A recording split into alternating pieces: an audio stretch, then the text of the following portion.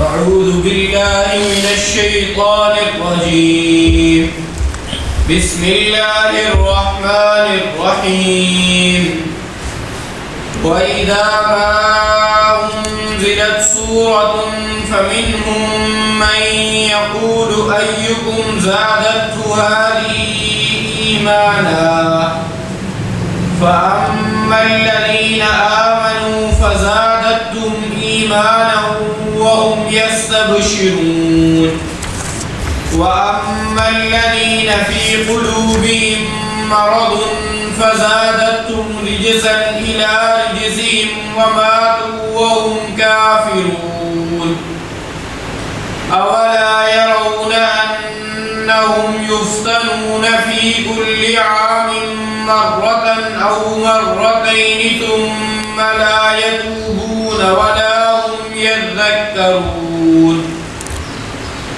وإذا ما أنزلت سورة نظر بعضهم إلى بعض هل يراكم من أحد ثم انصرفوا صرف الله قلوبهم بأنهم قوم لا يفقهون صدق الله العظيم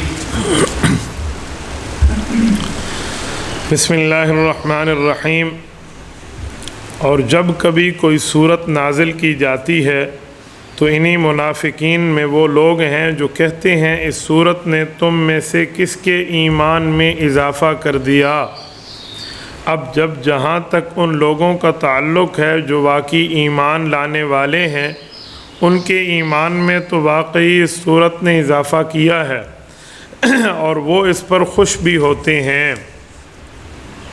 جن لوگوں کے دلوں میں روگ ہے تو اس صورت نے ان کی گندگی میں کچھ اور اضافہ کر دیا اور ان کو موت بھی کفر ہی کی حالت میں آتی ہے۔ کیا یہ لوگ دیکھتے نہیں کہ وہ ہر سال ایک دو مرتبہ کسی آزمائش میں مبتلا ہو جاتے ہیں، پھر بھی نہ وہ توبہ کرتے ہیں نہ کوئی سبق حاصل کرتے ہیں، اور جب کبھی کوئی صورت نازل ہوتی ہے تو وہ ایک دوسرے کی طرف دیکھتے ہیں اور اشاروں میں ایک دوسرے سے کہتے ہیں کیا تمہیں کوئی دیکھ تو نہیں رہا، پھر وہاں سے اٹھ کر چلے جاتے ہیں۔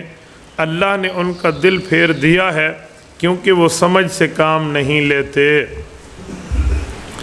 یہ سورۃ توبہ کی آیت نمبر 124، 125، 126، 127 ہے۔ ان آیات میں رب العزت نے منافقین کی تردید فرمائی ہے اور منافقین کی چند وہ باتیں بتلائی ہیں جو منافقین نے بطور دشمنی رسول اللہ اور صحابہ سے چھپ کر کی تھی۔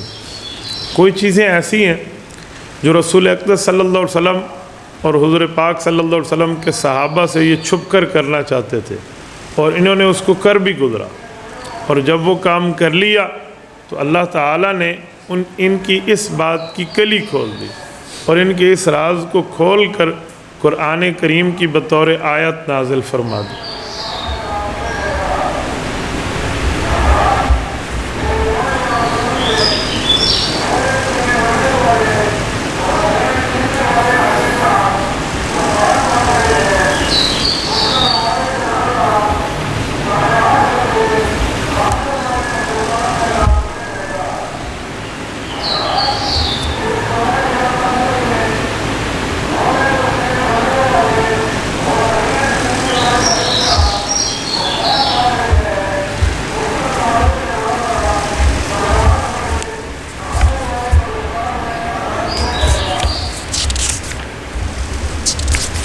دیکھیں نا، روزانہ کسی نہ کسی کی وفات کا اعلان ہو رہا ہے۔ کل میں نے عصر میں اپنے اس دوست حافظ محمد دلاور کا جنازہ پڑھایا ہے جس نے صرف 6 گھنٹے پہلے مجھے فون پہ کہا کہ استاد جی آپ نے مجھ سے کوئی بوتل وغیرہ نہیں پی، آپ میرے سامنے سے گزریں۔ میں نے کہا کل پی لیں گے، کہتے یاد رکھنا پھر کل پئیں گے۔ وہ کل کے وقت قبر میں تھا، یہ کل نہیں، کل رات کی بات نہیں، پرسوں رات کی بات ہے۔ میں آگے سے گزرا ہوں، مجھے نہیں پتہ ہے بیٹھے، میں چگلے سے گزرا تو فون آ گیا کہ آپ نے مجھ سے کوئی خدمت نہیں لی، آپ جا رہے ہیں۔ میں نے کہا یار میں نے فلاں جگہ ختم پہ جانا ہے۔ کہتے ہیں اچھا پھر، میں نے کہا کل یاد رکھنا۔ صبح کی نماز کے بعد بندہ کل فوت ہو گیا، بس اب دیکھو پھر وفات کا اعلان ہے۔ اللہ پاک مغفرت فرمائے، اللہ عافیت کا معاملہ فرمائے۔ قرآن کریم کی اس آیات میں اللہ پاک نے منافقین کی کلی کھولی ہے۔ وہ جو چھپ کے ایک دو کام کرتے تھے نا، ان ایک دو کاموں میں جو آنکھوں سے کام کرتے، تو اللہ نے اس آیت میں ان کی یہ بات کو کھول کے رکھ دیا۔ اصل میں جو پہلی آیت ہے نا، کہ یہ جو منافقین ہیں جب کوئی صورت نازل ہوتی ہے تو ایک دوسرے سے پوچھتے ہیں اس صورت اور آیت نے تیرے ایمان میں اضافہ کیا ہے؟ تیرا کتنا ایمان بڑھا ہے؟ کتنا ایمان کا فائدہ ہوا ہے؟ کچھ ایمان بڑھا ہے، کچھ کم ہوا ہے؟ یہ ایک دوسرے کو بطور ٹھٹھا اور مذاق کہتے ہیں۔ یہ اصل میں یہ صورت ایک اور آیت کی طرف اشارہ کر رہی ہے۔ صورت نمبر 8 صورت انفال کی آیت نمبر 2، یہ ہم پہلے پڑھ چکے ہیں، میں ایک بار پھر اس کا ترجمہ رکھتا ہوں تو پھر آپ کے ذہن میں آئے گا کہ بات ہے کیا۔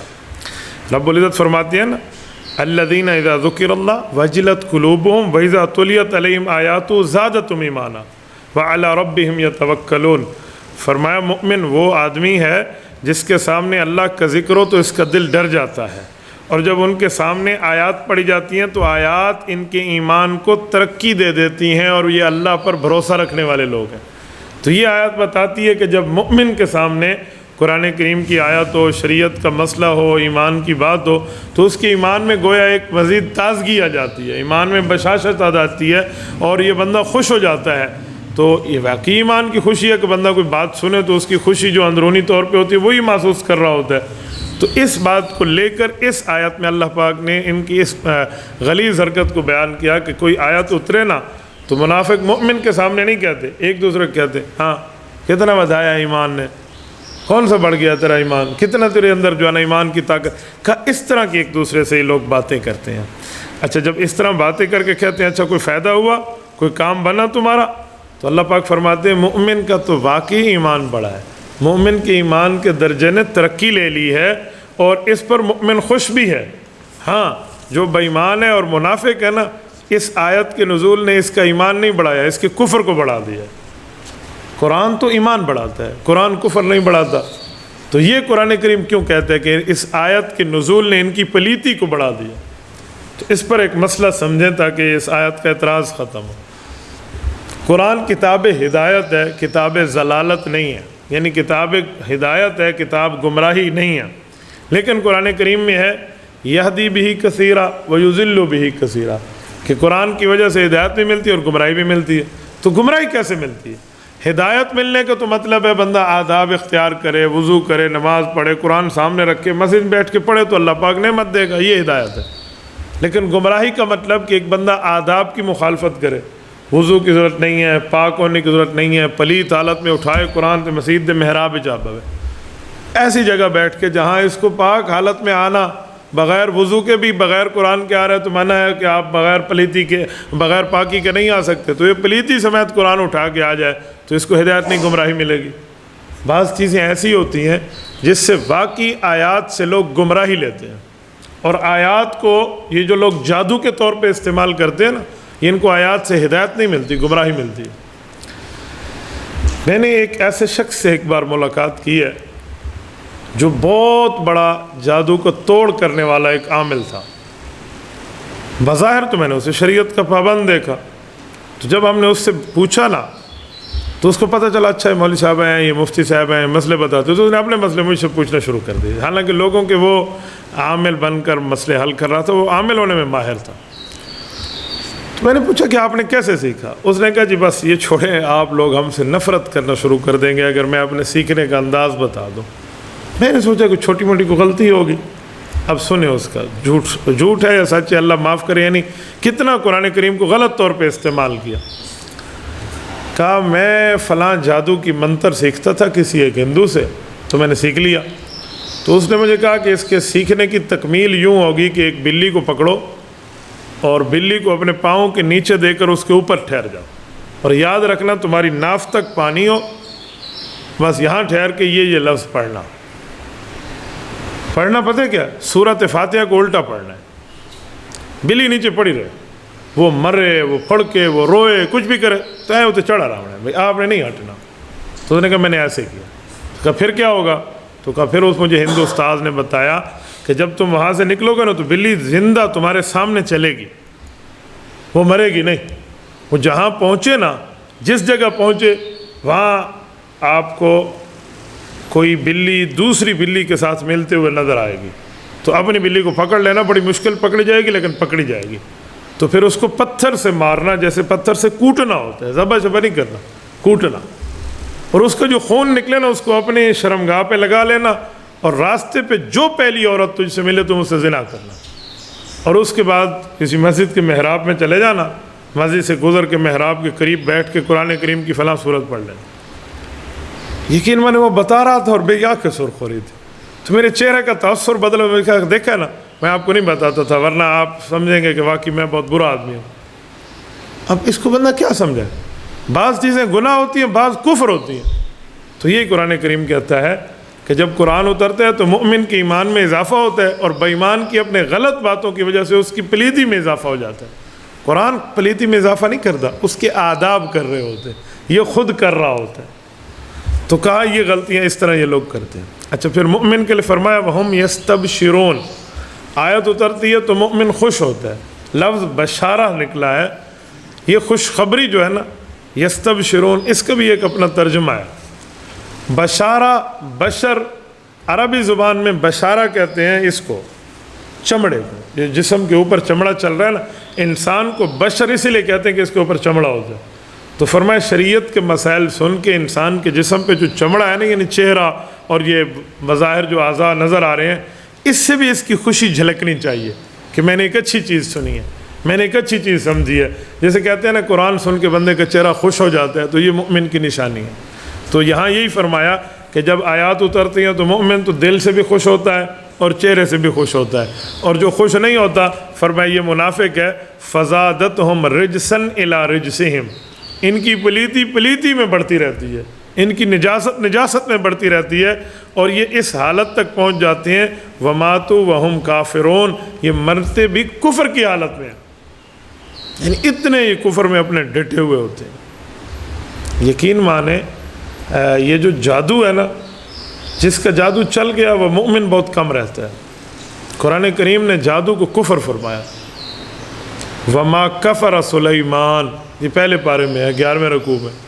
اس کا ترجمہ ہے سلیمان علیہ السلام نے کفر نہیں کیا، تو سلیمان علیہ السلام تو نبی ہیں، نبی کی کفر کی بات کیوں ہے؟ نبی میں تو کفر کوئی نہیں ہوتا۔ اصل میں جادو کی طرف اشارہ ہے کہ قوم سلیمان جو ہے یہ جادو کیا کرتی تھی، اور وہ جھوٹ بولتے تھے اپنے نبی پر کہ ہمارے نبی نے بھی جادو کیا تھا، تو اللہ نے فرمایا وما کفر سلیمان، یہ کفر حضرت سلمان نے نہیں کیا۔ تو اس سے پتہ چلا جادو کی بعض قسمیں کفر ہوتی ہیں، تو اس میں جھوٹ سچ یہ ملا کر ایسے ہی منافقت ہے، ایسے ہی کفر ہے، ایسے ہی شرک ہے، ایسے ہی غلط باتیں ہیں، تو فرمایا یہ کفر کی حالت میں مرتے ہیں، اللہ پاک محفوظ فرمائے۔ اگلی آیت میں پھر منافقین کی ایک اور حرکت کی طرف اشارہ ہے۔ فرمایا منافق کو کیا ہو گیا ہے، یہ دیکھتے نہیں ہیں سال میں 1-2 مرتبہ آزمائے جاتے ہیں۔ یہ 1-2 مرتبہ سے مراد 1-2 مرتبہ نہیں، 1-2 مرتبہ سے مراد 100 مرتبہ بھی ہو سکتا ہے، یعنی وقفے سے آزمائے جا سکتے ہیں۔ یہ عام طور پہ کہ یار لوط 3 دفعہ ذلیل نہ تھے، ہو سکتا ہے بندہ 10 دفعہ ہوا، تو یہ سمجھانے کے لیے اشارہ کیا جا رہا ہے کہ سال میں ان کے ساتھ ہر مرتبہ یہی ہوتا ہے کہ کسی نہ کسی فتنے میں مبتلا ہو جاتے ہیں۔ اور فتنے میں مبتلا ہونا کیا ہے؟ کبھی رسول اللہ صلی اللہ علیہ وسلم جہاد پہ نکل رہے ہیں تو ان کی کوئی بری حرکت ہے، وہ آیت بن کے اتر آئی ہے تو ان کی کلی کھل گئی ہے، کبھی ان کے اوپر کوئی عذاب، کبھی کوئی بیماری، کبھی کوئی تکلیف، کبھی کوئی کیا، کبھی کوئی کیا، اس طرح کی چیزیں آتی ہیں کہ اس کے باوجود بھی دین کی طرف متوجہ نہیں ہوتے۔ مراد یہ ہے کہ جب بندے پر کوئی تکلیف آئے تو یہ اللہ کی طرف سے انتباہ ہوتا ہے، وارننگ ہوتی ہے، سمجھانے کے لیے ایک اشارہ ہوتا ہے کہ بندہ سمجھ جا، یہ کام چھوڑ دے، یہ چھوڑ دے، یہ چھوڑ دے۔ تو بری چیزیں جو ہوتی ہیں بندہ ان کو دیکھ کر اللہ سے توبہ کر لینا، تو جو بڑا عذاب آ رہا ہوتا ہے وہ ٹل جاتا ہے۔ بعض اوقات ناسمجھی میں بندہ غلطی کرے تو اسلام میں اللہ پاک کی طرف یہ بات موجود ہے کہ اللہ اس کو وارن کر کے اس کی چیز کی طرف ہٹاتے ہیں۔ میرے ایک جاننے والے دوست ہیں، ہم اسکول اکٹھے پڑھتے تھے، لیکن وہ ہم سے اسکول میں ایک میں تھے، کلاس میں ہم سے آگے تھے۔ وہ آج کل ٹریفک میں پولیس آفیسر ہیں۔ ایک بار تو میری ملاقات ہوئی تو مجھے کہنے لگا کہ مولوی صاحب میرے بچے بہت بیمار ہوتے ہیں، میں 2-2 3-3 بچوں کو روزانہ ڈاکٹر کے پاس لے کر جاتا ہوں۔ تو میں نے ایسے مذاق میں کہا، میں جانتا نہیں تھا، میں کہ حلال کھایا کرو نا، میں نے کہا حلال کھایا کرو، کوئی آپ کا مسئلہ؟ اس کی آنکھیں ایسے کھول کے کہا مجھے حرام خور سمجھتے ہیں. میں کہا یار آپ ناراض ہو گئے ہیں, ہو سکتا ہے کوئی لقمہ حرام کا نہ گیا ہو. تو مجھے کہتے ایک سائڈ آؤ. ایک سائڈ میں ہم بیٹھے تو کہتے یار واقعی یہی بات ہے. ہمارے اعلیٰ افسران میں کہتے ہیں کہ اس جگہ ہمیں اتنی رشوت چاہیے تو وہ ہم محتاط ہیں, ہمیں دینی پڑتی ہے. تو وہ بعض اوقات استعمال کرتا ہوں. تو میں نے کہا کیوں استعمال کرتے ہیں, یہ حرام کام ہے. آپ اس افسران کے اوپر جو بالا افسران ہیں ان کو جا کر شکایت لگاؤ کہ جو ڈیوٹی ہم سے حکومت لینی ہے وہ لے, حرام ڈیوٹی تو آپ کی ذمہ داری نہیں ہے نا. تو اس نے کہا یار سلام دعا خراب ہو جائے گی. میں خراب ہو جائے, اللہ سے سلام دعا خراب ہو رہی ہے اس پر پریشانی نہیں ہے, اور افسر سے سلام دعا خراب ہو رہی ہے اس پر پریشانی ہے. میں نے اس کی ہمت بڑھائی اور اسے سمجھایا. انہوں نے جا کے انکار کر دیا. اس نے کہا جی میں نہیں لیتا آج کے بعد, اگر جتنا لیا میری توبہ ہے. میں نے کہا جتنے پیسے غریب سے لے کے کھائے ہیں نا یا تو ان کو لوٹاؤ. کہتے میں جانتا نہیں ہوں بندے کون ہے. تو میں نے کہا اتنے پیسے رب کے راستے میں صدقہ کر, ثواب کی نیت نہ کرنا, بس یہ نیت کرنا کہ جس کا مال ہے اللہ اسے ثواب دے. بس میں اپنی چیز جو حرام مال کا ڈھیندا پیا, میں نے کہا یوں کرنا پڑے گا. کوئی 2-1 مہینے بعد ہماری پھر ملاقات ہوئی نا, مجھے کہتے وقفہ آ گیا. آج کل ویسے بیمار نہیں ہو رہے بچے. کچھ دنوں پہلے ملا تو اتنا خوش تھا الحمدللہ, اس نے سنت کے مطابق شکل بنائی. کہا یار واقعی وہ چیزیں ختم ہو گئیں, اب سکون کی نیند آتی ہے. پہلے ہم حرام نیند کی گولیاں کھا کے ہم نیند کرتے تھے حرام مال کی وجہ سے. تو اب حلال کی اپنی ایک لذت, اور حقیقت میں مسلمان کو حلال میں لذت محسوس ہوتی ہے. کثرت چھوڑیں, حسن دیکھیں. حسن جو ہے یعنی اچھائی جو ہے یہ حلال میں ہے. تو یہاں یہی فرمایا کہ ان پر جو عذابات آتی ہیں نا, تکلیفیں آتی ہیں, ہو سکتا ہے کہ یہ سمجھتے لیکن یہ اپنے کفر کو مزید لے کر آگے چل رہے ہیں, تو اس سے بچ جانا چاہیے. ثم لا یتوبون, کہ ان تکلیفوں کے بعد بھی یہ توبہ کرنے والے نہیں ہیں, سمجھنے والے نہیں ہیں, اور نہ اللہ کو یاد کرتے ہیں. آیت نمبر 127 میں ان کی ایک مزید غلطی کو بتایا گیا. منافقین کی عادت تھی کہ یہ ایک دوسرے سے اشارے طے کر کے حضور علیہ السلام کی مجلس میں آتے تھے. اشارے کیا ہوتے تھے, یعنی بظاہر تو کہیں گے کیا حال ہے, اصل میں طے ہوتا. میں مثال دے رہا ہوں سمجھانے کے لیے کہ جب کیا حال ہے کہیں گے نا تو اس کا مطلب ہے کوئی نہ کوئی ہمارے خلاف آیت اتری ہے. اور اگر آنکھ سے ایسے کریں گے تو اس کا مطلب ہوگا کہ ہاں یہ فلاں حکم آیا, اس سے ہم نے بچنا ہے. اور اگر یوں آنکھ کا اشارہ کریں گے تو اس کا معنی کھسک کے نکل. اس طرح کے اشارے پہلے طے ہوتے ہیں. مجلس میں آ کر ایسے صوفی بن کے بیٹھ جاتے. تو جب کوئی آیت اترتی نا تو اگر یہ فوراً اٹھنا چاہتے نا کہ آیت اتری ہم اٹھیں, تو صحابہ کرام تو دیکھ لیتے. تو یہ ایک دوسرے کو آنکھوں میں کہتے, کسی نے دیکھا تو نہیں ہے, آنکھوں میں, صرف آنکھ کے اشارے میں, زبان نہ چلتی. تو دوسرا کہتا جی کسی نے نہیں دیکھا, یا کسی نے دیکھا ہے ابھی صبر کرو. تو ان اشاروں کے بعد یہ جہاں سے اٹھ کے چل پڑتے. تو قرآن کریم نے یہی فرمایا وَإِذَا مَا أُنزِلَتْ سُورَةٌ نَظَرَ بَعْضُهُمْ إِلَىٰ بَعْضٍ, کہ کوئی صورت اترتی ہے نا, آیت اترتی ہے, وہی نازل ہوتی ہے, جبرائیل علیہ السلام اتر کے آ کر ایک نیا حکم رسول اللہ صلی اللہ علیہ وسلم کو اللہ کی طرف سے ارشاد فرماتے ہیں. تو یہ ایک دوسرے کو دیکھ کے حَلْ يَرَاكُم مِّنْ أَحَدٍ ثُمَّ انصَرَفَ, کسی نے دیکھا تو نہیں ہے, وہی اشارہ استعمال کرتے ہیں. دوسرا کہتے ابھی تک تو نہیں دیکھا کہ صحابی نے مجھے اس نظر سے, اچھا اٹھ کے چل پڑو. تو ایسے اٹھ کے چل پڑتے ہیں. یعنی ان کو سننے کی تاب بھی نہیں ہوتی, طاقت بھی نہیں ہوتی کہ ہم کوئی نیا حکم سن لیں, جو آیت اتر رہی ہے اس پر مسئلہ سمجھ لیں, اس آیت پہ عمل کر لیں, اس حکم کو بجا لائیں, کہ یہ ان میں نہیں ہوتی. تو کہتے ہیں کوئی دیکھ تو نہیں رہا, جی نہیں دیکھ رہا, تو اٹھ کے فوراً چل پڑتے ہیں. تو ان کی خواہش ہوتی ہے کہ جب کوئی نیا حکم تلاوت ہو رہا ہو تو ہم بھاگنے کی کوشش کریں, ہم بیٹھے نہیں. فرمایا جب یہ بھاگ جاتے ہیں نا تو خالی کمر نہیں پھیرتے, اللہ فرما رہے ہیں انہوں نے اپنے دل کا پلٹا پھیر لیا ہے, ان نے اپنے دل کو پھیر لیا ہے, اپنے دل کے حالات بدل لیے ہیں. جب حالات دل کے بدل گئے نا تو اب ان کو کیا چیز سمجھ آئے گی. میں آپ کو ایک مثال سمجھاتا ہوں. رسول اکرم صلی اللہ علیہ وسلم کی موجودگی میں, بڑے بڑے اجلہ صحابہ کرام کی موجودگی میں آیتیں نازل ہو رہی ہیں, کتنا برکت کا ماحول ہے, لیکن ان کو فائدہ نہیں ہو رہا منافق کو. کیوں؟ اس نے اپنے دل کو الٹا کر لیا. مثال, بارش برس رہی ہو نا تو بارش کے برستے وقت یہ نہیں ہے کہ وہ غریب کے گھر میں نہیں برسے گی اور امیر کے گھر میں برسے گی, بارش برابر برستی ہے. اب جس نے اپنا پانی جمع کرنا ہے تو اس کے گھر میں برتن ہونا بھی ضروری ہے, اور دوسری بات ہے کہ برتن سیدھا ہونا ضروری ہے. ایک بندہ کولر الٹا کر کے بیٹھ جائے, ایک قطرہ بھی پانی کا جمع نہیں ہوگا, چاہے جتنی تیز بارش کیوں نہ ہو, وہ اپنے برتن کو الٹا کر لے. تو ان کی مثال بھی یہی ہے. رسول اللہ صلی اللہ علیہ وسلم بیٹھے ہیں, صحابہ کرام بیٹھے ہیں, جبرائیل آ چکے ہیں, آیات اتری ہیں, برکت کا ماحول ہے, جیسے رحمت بارش کی طرح برس رہی ہے. اور ان کو چاہیے اپنے دل کے برتن کو سیدھا رکھ کے بیٹھیں, یہ آئیں اس نیت سے کہ کوئی حکم آئے گا ہم اس پہ عمل کریں گے، کوئی اللہ کی آیت آئے گی جو اترے گی تو ہم اس کو بجا لائیں گے، اس نیت سے آئیں۔ کہا یہ دل کے برتن کو الٹا کر کے لاتے ہیں تو رب فرماتے ہیں آپ نے اپنے برتن کو الٹا کر لیا تو ہم نے بھی آپ کو الٹے پہ پھیر دیا، تو اب ان کو کوئی فائدہ نہیں ہے، کوئی چیز بھی نہیں ہے، خواہ مخواہ سے آنیاں اور جانیاں ان کی لگی ہوئی ہیں۔ وہ کہتے ہیں نا کسی علاقے میں ایک چھوٹا گدھا بن کر گیا، کھاتا رہا، پیتا رہا، بڑھتا رہا، پھلتا پھولتا رہا، اور بڑا گدھا بن کر چلا گیا۔ تو آنے جانے میں چھوٹے اور بڑے گدھے کا فرق ہے، باقی ہے فضول کام۔ اس عربی میں کہتے ہیں جا حمار صغیر وذهب حمار کبیر، چھوٹا گدھا آیا تھا، بڑا گدھا بن کے چلا گیا۔ تو ان منافق کی مثال بھی مجلس پیغمبر میں آنے کے بعد بھی حضور پاک کا دل میں بغض، صحابہ کا بغض، اہل بیت کا بغض، شریعت کا بغض یہ رکھ کے بیٹھے ہیں۔ حکم کوئی آئے تو مذاق اڑائیں، آیت کوئی اترے تو ادھر ادھر پھر جائیں، تو فرمایا ان نے اپنے برتن کو الٹا رکھا ہوا ہے، تو ان کا کوئی ایمان وغیرہ کی کوئی چیز ان کو فائدہ نہیں دے گی۔ تو جب یہ پیچھے ہٹیں گے تو صرف اللہ قلوبہم، اللہ نے پھر ان کے دلوں کو پھیر دیا۔ کوئی اللہ ظالم نہیں ہے کہ ان کے دل کو پھیر رہے، اللہ پاک نے ان کی بدعمالیوں کی وجہ سے ان کے دل کو پھیر دیا۔ اچھا، بِأَنَّهُمْ قَوْمٌ لَا يَفْقَهُونَ، کہ یہ ایسی قوم ہے جو لا یفقہون سمجھ بوجھ سے کام نہیں لیتی۔ لا یفقہون سمجھ بوجھ سے ان کو کوئی واسطہ ہی نہیں ہے کہ ہمیں کوئی شریعت کا حکم ماننا چاہیے۔ یہاں لا یفقہون کا مادہ فقہ ہے، میں فقہ پر پہلے بحث کر چکا ہوں کہ شریعت کے علوم کو کہا جاتا ہے جو قرآن اور حدیث کو ملا کر لکھے جاتے ہیں۔ تو اس سے پتہ چلا کہ یہ فقاہت سے خالی ہیں، سمجھ سے خالی ہیں۔ فقہ سے خالی ہونا، سمجھ سے خالی ہونا، دین کی سمجھ بوجھ جس کو نہ ملے تو فضول کام ہی ہے، اس کو کوئی کسی قسم کا کوئی فائدہ نہیں ہے۔ تو فرمایا اسی طرح یہ لوگ بھی فائدے سے خالی ہیں۔ اللہ آپ کو اور ہمیں صراط مستقیم عطا فرمائے۔ الحمدللہ رب العالمین والعاقبۃ للمتقین والصلاة والسلام علی سید الرسل وخاتم النبیین۔ ربنا ظلمنا انفسنا وان لم تغفر لنا وترحمنا لنكونن من الخاسرین۔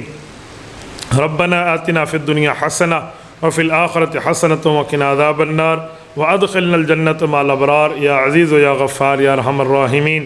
وصلی اللہ تعالی علی خیر خلقہ محمد وعلی آلہ واصحابہ اجمعین برحمتہ۔